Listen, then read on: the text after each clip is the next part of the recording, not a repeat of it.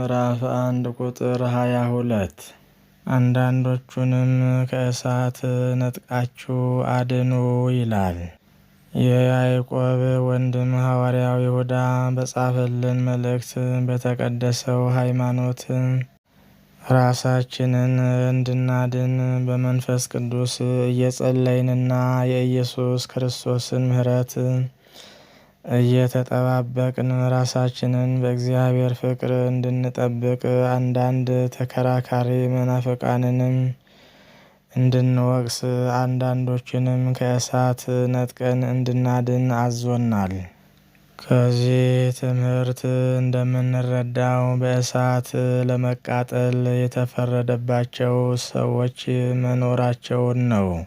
አጉል ክርክር የሚጋብዙ መናፍቃንም አሉ። እነዚህን ለማዳን ጥረት ማድረግ እንዳለብንም ሐዋርያው ይመክረናል። የመንፈስ ቅዱስ ትምህርት በዚያም በዚህ ዓላማውና ግቡ ማዳን ነውና መናፍቃኑን በተቀደሰው ሃይማኖት እንዲኖሩ ምከሩ፣ ውቀሱ ብሎናል።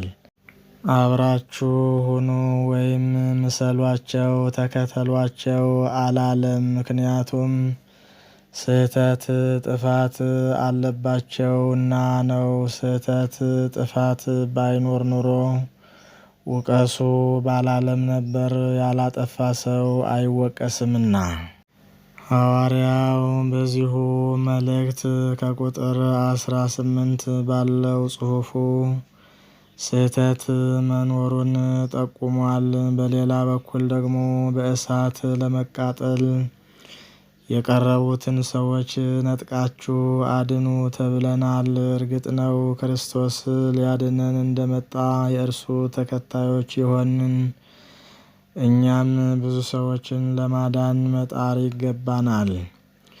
ሉቃስ ምዕራፍ 9 ቁጥር 54 ነቢይ ዮናስ በትምህርቱና በስብከቱ የነነዌን ሰዎች ለንስሐ አብቅቶ ከእሳት ቃጠሎ እንዳዳናቸው ሁላችንም እናውቃለን።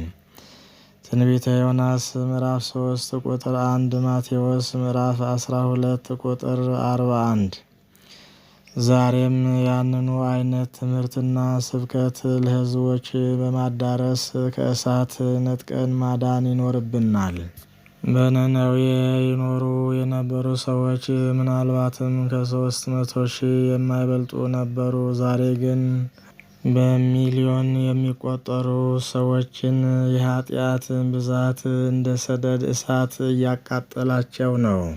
ይህ ሁሉ እልቂት ሲደርስ ቤተ ክርስቲያን ምን እያደረገች ነው ቢባል መልሱ ምን ሊሆን ነው? የዓለም ብርሃን ናችሁ፣ የዓለም ጨው ናችሁ የተባሉ ክርስቲያኖችስ ሌላውን ማዳን ይቅርና ራሳቸውን ማዳን አቅቷቸው በእሳት ሲቃጠሉ መስማትና ማየት ምንኛ ያስፈራል። ዛሬ እያጋጠመ ያለ ችግር ይህ ነው። ይሁንና ይህ ሁሉ እየደረሰ ያለው ቤተ ክርስቲያን ስላላስተማረች ነውን? አይደለም። ቤተ ክርስቲያን ዘወትር ከኃጢአት ከስጋ ስራ ሁሉ ተጠበቁ ትላለች።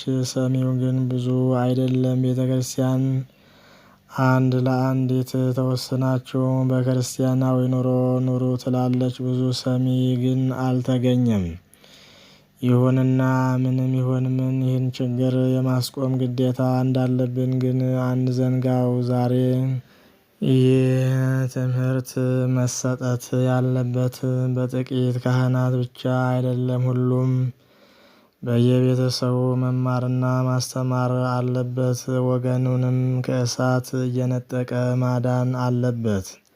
በቤተ ክርስቲያን ትምህርት የዚህ ችግር መፍትሄ የሚገኘው በመጽሐፍ ቅዱስ ውስጥ ነው። ይኸውም ክፉ ፈቃደ ሥጋን መግደል ነው። ቆላስይስ ምዕራፍ 3 ቁጥር 5። በዚህም መሰረት ቤተ ክርስቲያን ሁለት መፍትሄዎችን አስቀምጣለች። እነርሱም እስከ ጋብቻ ድረስ በንጽህና በቅድስና በድንግልና ተጠብቆ መኖር፣ ሁለተኛ ከጋብቻ ቀን ጀምሮ እስከ መጨረሻው ድረስ ደግሞ አንድ ለአንዲት በዚያው ተወስኖ በመተማመን በቁርባንና በክርስቲያናዊ ሕይወት መኖር የሚለው ነው። ከዚህ ውጪ ሌላ መፍትሄ ምንም የለም። ሌላ ሁሉ የሚያዋጣ አይደለም፣ ተጨባጭ የሆነ መፍትሄ አያመጣም። ሰው ሁሉ እግዚአብሔርን በመፍራትና ሕጉን በመጠበቅ እንዲድን መምከርና ማስተማር ከቤተ ክርስቲያን አባቶችና መምህራን ይጠበቃል። ስለሆነም ሁላችን በዚህ ዓለም ያለነው ክርስቲያኖች እግዚአብሔርን በመፍራት ሕጉን በመጠበቅ ንስሐ በመግባት ቅዱስ ሥጋውን ክቡር ደሙን በመቀበል የመንግሥቱ ወራሽ የስሙ ቀዳሽ እንድንሆን አምላካችን በቸርነቱ ይርዳን። አሜን።